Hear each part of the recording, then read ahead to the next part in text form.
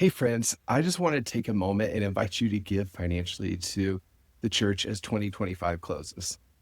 We have always been encouraged by your continual generosity, time and time again, and the ways that you have gone above and beyond in your giving, the ways that you have gone consistently in your giving, the ways that you have done it because Jesus is asking you to and you're being obedient to that, and the ways that you've done it because you want to love others around you and you want to be a part of the mission and the vision that Jesus has given to our church. And so, as this year ends, I want to invite you once more to consider if you're in a place where you're currently giving the full amount that you can give, and if there is any extra that you can give, or if maybe now's the time to set up a regular pattern of giving to Vineyard Church of Hopkinton.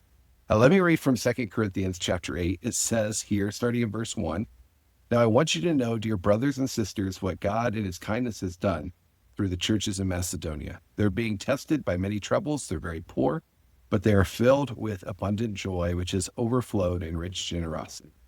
For I can testify that they gave not only what they could afford, but far more, and they did it of their own free will. So we have urged Titus, who encouraged your giving in the first place, to return to you and encourage you to finish this ministry of giving. Since you excel in so many ways, in your faith, your gifted speakers, your knowledge, your enthusiasm, your love for us, I want you to also excel in this generous, gracious act of giving. You know that the generous grace of our Lord Jesus Christ, and though he was rich, for our sakes he became poor, so that by his poverty he could make you rich." What Paul's saying here is that you've seen other people model generosity and you've seen Jesus model generosity. And we know that you want to be generous already. And so he's giving an invitation to this church to join in what it is that he knows that they already want to be doing. And I just want to kind of do that same thing simply to us, to invite you to do the thing that I know that you already want to be doing, the thing that I know that many of you are already doing. And that's to live out your generosity that you've seen modeled by others and the generosity that you've seen modeled by Jesus towards you.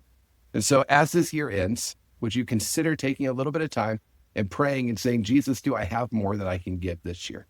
And maybe your prayer will be answered by him saying, yes. And how about in 2026, you set up a more regular schedule of generosity in this way?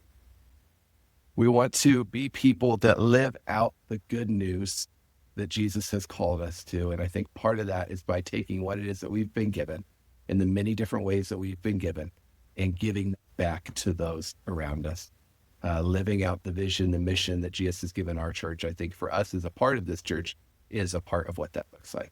Thank you for loving our church well. Thank you for loving our community well. Thank you for being generous time and time again. And thank you for taking time to process this, to pray, to ask Jesus what it is that he has to say in this.